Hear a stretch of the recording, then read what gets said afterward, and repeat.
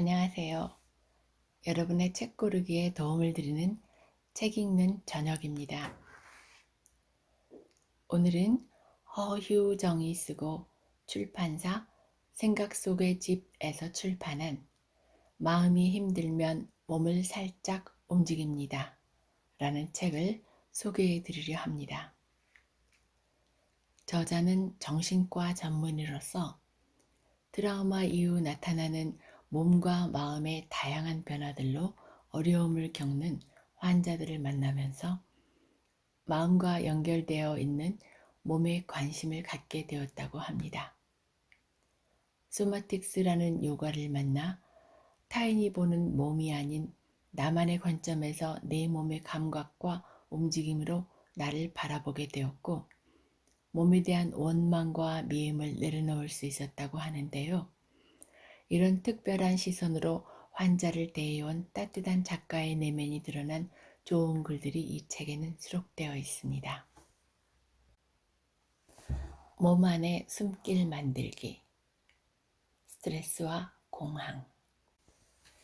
숨이 막히고 가슴이 두근거려서 견딜 수가 없어요. FC가 진료실에서 곧 숨이 멎을 사람처럼 헉헉 소리를 내며 호흡을 하고 있었다. 팔과 다리, 턱은 덜덜 떨리고 입으로는 숨을 쉬다가도 헛구역질을 했다. 어깨가 동그랗게 말린 채 힘겹게 숨을 쉬는 그녀의 모습은 마치 겁에 질린 아이처럼 보였다. 연급 후 크게 숨을 몰아쉬던 그녀가 떨리는 손으로 가방에서 까만 비닐봉지를 꺼내 입에 갖다 대더니 다시 숨을 몰아쉬기 시작했다. 봉지 호흡은 과호흡으로 응급실에 온 환자들에게 사용하는 처치법이다. 이 방법을 알고 있는 걸 보니 공황 발작을 가라앉히기 위해 그녀가 얼마나 많은 노력을 해왔는지 알 것 같았다. 그러나 힘겨운 노력에도 그녀의 공황 발작은 쉽게 멈추지 않았다. 디자인 회사에 다니던 그녀는 얼마 전 팀장으로 승진했다. 모두가 축하했지만 막상 팀장의 위치는 그리 호락호락한 자리가 아니었다. 팀에서 진행하는 프로젝트에 대한 책임과 함께 후배 팀원들도 잘 이끌어 나가야 했다. 그녀는 상사들의 피드백과 팀원들의 요구가 늘 부담스러웠다. 그것들이 마치 커다란 짐이 되어 그녀의 가슴을 짓누르는 듯했다. 말 그대로 중압감에 숨을 쉴 수 없는 상태가 되었다. 공황 발작은 교감신경계가 순간적으로 과잉 항진되면서 나타난다. 교감신경계는 보통 긴장을 유발하는 자극이 주어졌을 때 그 자극에 대해 적절하게 움직여 반응하기 위해 활성화되는 자율신경 시스템이다. 공황 발작이 일어났다는 것은 그만큼 많은 시간을 온몸이 긴장 상태에서 보냈다는 것을 의미한다.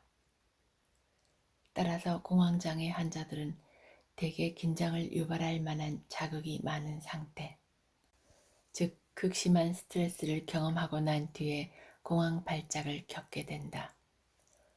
공황 발작은 삶의 무게에 짓눌리는 순간에 누구에게나 찾아올 수 있다. 그것은 공황 장애를 치료하는 정신과 의사인 나에게도 예외는 없었다.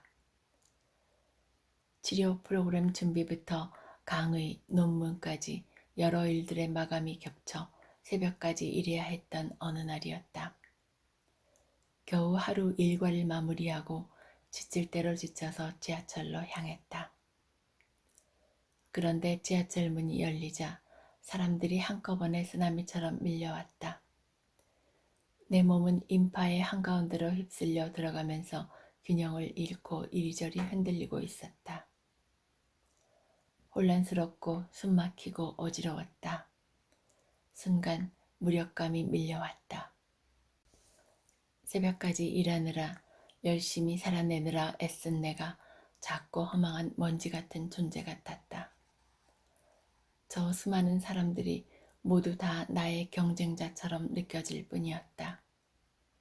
나는 이 끝없는 경쟁 속에서 살아남지 못할 것만 같았다. 갑자기 속이 메스껍더니 곧이어 어지럼증이 밀려왔다. 새벽까지 깨어있느라 계속 커피를 마신 탓인지 맥박이 빨라지고 심장이 가슴 밖으로 튀어나올 것처럼 쿵쾅거렸다. 이마에선 식은땀이 흐르고 손이 떨렸다. 얼른 이 자리를 피하고 싶었지만 나갈 수 있는 공간이 보이지 않았다. 앞자리에 앉아있는 사람을 일으켜 세우고 내가 주저앉고 싶은 충동까지 일어났다. 그날 내가 퇴근길 지하철 안에서 경험한 것은 분명 공황 발작이었다. 아, 이렇게 힘든 것이었구나. 진료실에서 수없이 들었던 공황과 직접 경험한 공황은 전혀 다른 차원의 세계였다. 공황 발작은 몸이 자기 자신을 돌봐달라는 절박한 비명 같은 것이었다. 공황 발작이 찾아오면 대개 숨이 막히는 느낌이 들기 때문에 평소보다 더 크게 호흡을 하게 되고, 이렇게 과호흡하는 것은 어지럼증, 손발의 저림 등 공황 발작의 다른 증상을 더 만들어낸다. 그래서 숨을 더 크게 쉬려는 애처로운 노력이 때때로 상황을 나쁘게 만들곤 한다. 공황 발작은 뭔가를 더 하려는 것이 아니라 덜 하라는 신호이다. 즉, 잘하려고 애쓰는 노력을 잠시 내려놓으라는 의미다. 그렇다면 나는 무엇을 덜어내야 할까? 직장에서 역할도 엄마와 아내로서 역할도 더 잘해야 한다는 욕심도 덜어내야 할 것 같았다. 성과에 대한 집착과 자책, 자존심도 덜어내어 몸과 마음이 짊어질 무게를 가볍게 해주고 싶었다. 또 공황 발작이 왔을 때 몸은 무엇을 할 수 있을까 생각해보면 심장이 뛰는 것과 숨을 쉬는 것은 내가 의지로 조절할 수 없는 불수의적인 몸의 움직임이다. 따라서 애쓰고 발버둥을 친다고 더 나아지지 않는다. 오히려 노력하면 할수록 심장이 더 두근거리고 긴장도 높아진다. 숨을 잘 쉬려고 애를 쓰면 과하게 호흡하게 되고, 이런 과호흡은 역설적으로 공황 발작을 더 자극하게 만들 뿐이다. 나는 S 선생님을 만나 가슴 두근거림과 숨이 막힐 듯한 느낌에 대해 이야기를 나눴다. S 선생님은 내 말을 덤덤히 듣고 레슨을 시작했다. 그날 선생님과 했던 것은 의자에 앉아 골반에서부터 흉곽을 이루고 있는 척추와 갈비뼈의 배열과 미세한 움직임을 탐색하는 것이었다. 골반에서 척추로 이어지는 몸의 정렬과 흉곽의 크기를 살펴보고, 앞뒤로 돌아보거나 걸을 때 생기는 미세한 갈비뼈의 움직임도 관찰했다. 앉은 자세에서 선생님에게 몸을 맡기고 선생님이 해주는 대로 골반부터 시작하여 척추로 이어지는 내 몸의 정렬과 배열을 미세하게 바꾸어도 보았다. 특별할 것 없이 고요한 시간이 흐르고 나니 가슴 두근거림과 숨이 막힐 듯한 느낌이 스르륵 종족을 감춘 뒤였다. 내가 이 시간에 한 것은 무엇이었을까? 내가 한 것이라곤 심장이 마음 놓고 잘 뛸 수 있도록, 그리고 부드럽게 숨이 오고 갈 수 있도록 아주 작고 미세하게 움직이며 내 몸 안에 공간을 마련한 것뿐이었다. 골반을 부드럽게 의자 바닥에 놓고 척추가 그 위에 가만히 올라갔다. 계속 긴장을 늦추지 못하던 갈비뼈 속 근육이 말랑말랑해지면서 숨 쉴 수 있는 공간이 늘어나자 몸 안의 숨길도 훨씬 부드러워진 것 같았다. 나는 선생님과 했던 움직임 작업을 공황 발작으로 힘들었던 FC와 진료실에서 해보았다. 숨을 잘 쉬려고 애쓰기보다 앉아있는 의자 바닥에 닿아있는 엉덩이의 주위를 가만히 기울여 볼까요? 오른쪽, 왼쪽, 엉덩이 중에서 어느 부위가 더 많이 닿아있나요? 상체를 아주 미세하게 좌우로 움직여 보셔도 좋아요. 이제 의자 바닥에 양쪽 엉덩이의 무게를 균등하게 실어보세요. 이제 골반 위의 척추를 차곡차곡 탑을 쌓는다는 느낌으로 상체를 세워보겠습니다. 골반 위의 상체가 어느 곳에 위치하면 흉곽이 펴지면서 조금 더 숨길이 넓어지고 편안해질 수 있을까요? 둥그랗게 말려져 굽혀있던 그녀의 어깨와 상체가 부드럽게 펴지더니 호흡이 편안해지기 시작했다. 상체가 세워지며 흉곽이 펴지자 비로소 그녀의 몸 안에 숨쉴 공간이 조금씩 만들어지고 있는 것 같았다. 때로는 내가 할 수 있는 것이 별로 없다는 무력한 감정을 느끼곤 한다.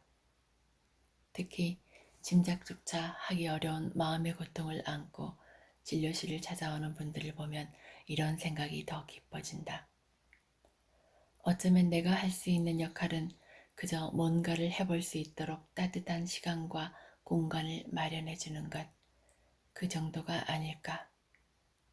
굳이 내가 무엇을 애써 하자고 강요하지 않아도, 팔을 잡아당기며 애써 일어나라 퇴근하지 않아도 그분들은 자기만의 힘으로 그 공간에서 일어서서 움직이곤 했다. 비단 환자들뿐만 아니라 나 역시도 그랬다. 내가 할 수 있는 것은 그저 내 몸 안에 심장이 뛸 수 있도록, 자유롭게 숨이 오갈 수 있도록 공간을 만들어주는 것뿐이었다. 그러면 내 몸 안에 많은 것들이 스스로의 힘으로 부드럽고 편안한 상태를 찾아갔다. 몸 안에서 숨쉴 공간이 생기자 마음도 그 공간에서 함께 숨쉴 수 있었다. 내가 할 수 있는 것은 딱 거기까지였다.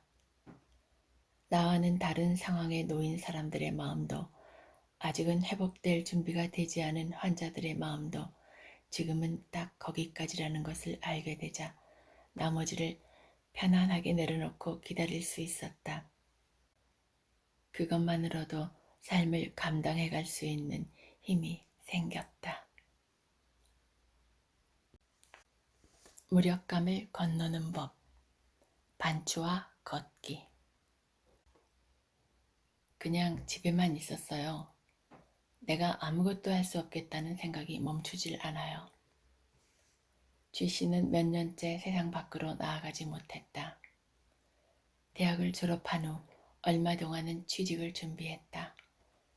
시간을 쪼개어 아르바이트를 하고 틈틈이 자격증을 준비해서 스펙을 쌓았지만 그녀를 원하는 회사를 찾지 못했다. 그녀는 자신이 무의미한 존재처럼 느껴지면서 점점 무력해졌다. 수없이 자기소개서를 썼지만 정작 그녀 자신이 누구인지 알 수가 없었다. 진료실 의자에 앉은 그녀의 몸은 땀을 잔뜩 머금은 채 무겁게 널려있는 수건처럼 축축 늘어져 있었다. 아무것도 하지 않았다고 했지만 그녀는 종일 자신을 괴롭히는 생각과 사투를 벌이느라 지쳐버린 듯했다. 마음은 끊임없이 그녀를 깎아내리고 비난하고 비웃었다. 그녀의 머릿속은 자신을 부정하는 생각들로 가득 차 있었다. 그녀도 생각을 멈추고 싶었지만 멈추려고 애쓸수록 생각은 더 강렬하게 그녀를 붙잡고 있었다. 생각은 만만한 존재가 아니었다. 이제 어두운 생각은 그녀의 일상을 엄청난 무게로 짓누르고 있었다. 자신이 스스로 너무 형편없다고 느껴질 때가 있다. 이런 어두운 생각의 숲에 갇혀서 길을 잃고 방황할 때 빠져나오려고 발버둥 쳐보지만 그럴수록 미궁 한가운데서 돌고 있는 것만 같다. 내게도 그런 날이 난데없이 찾아오곤 했다.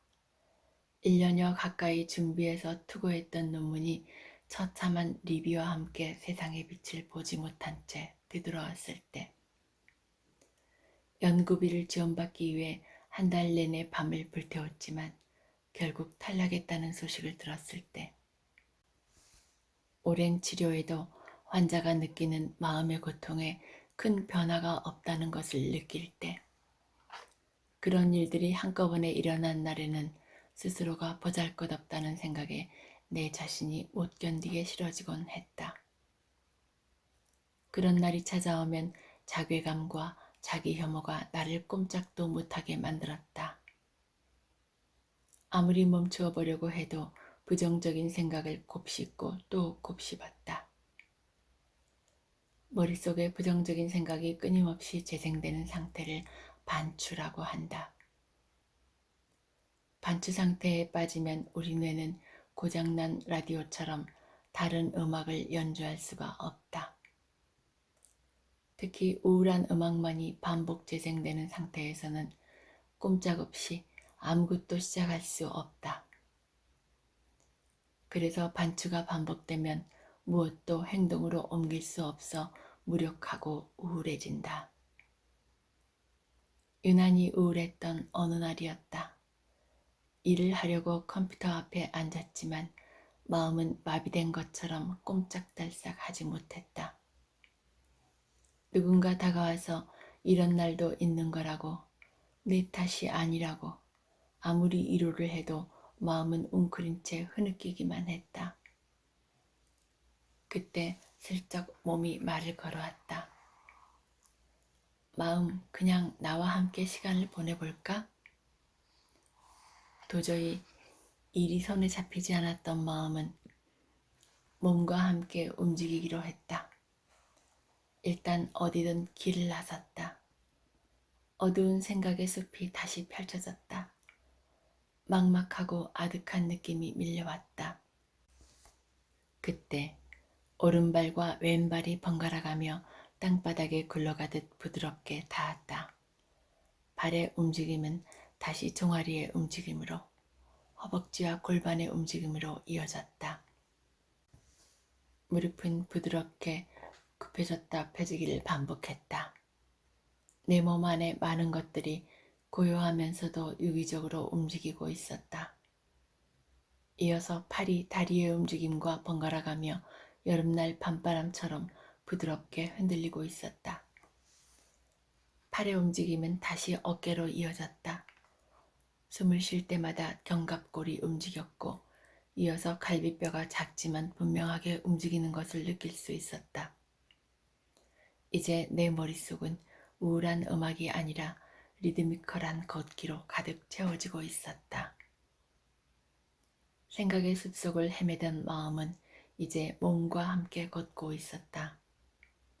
어두운 숲속에서 잠시 하늘을 올려다보니 그제야 반짝이는 별들을 볼 수 있었다. 어둠 속에서 별들은 유난히 환하게 빛나고 있었다.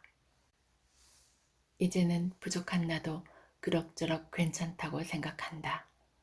나는 몸과 함께 별을 바라볼 수 있고 또 별을 바라보며 걸어갈 수 있다. 빛나는 별을 바라보며 내가 원하는 것과 그것을 향해 걸어나갈 수 있는 힘이 여전히 내 안에 존재한다는 사실을 깨달았다. 살다 보면 힘든 날은 다시 찾아올 것이다. 그럴 때는 몸과 함께 지내보려고 한다. 마음이 어두운 숲속을 헤매고 있을 때 몸은 가만히 다가와 함께 걷자고 말한다. 몸을 따라 한 걸음 한 걸음 정성껏 걷다 보면 나를 괴롭히던 감정과 생각들에서 조금씩 멀어질 것이다. 이런 걷기의 시간은 내 안에 반추와 거리를 둘 수 있는 좋은 방법들 중 하나이다. 며칠 뒤 G씨를 진료실에서 다시 만났다. 그녀는 쉽지는 않지만 매일 짧게라도 산책을 시작하고 있다고 말했다. 언젠가 그녀도 무력감을 건너서 자기만의 별을 볼 수 있을 것이다. 지금까지 허유정의 글 마음이 힘들면 몸을 살짝 움직입니다. 였습니다. 다음에도 좋은 책으로 찾아뵙겠습니다.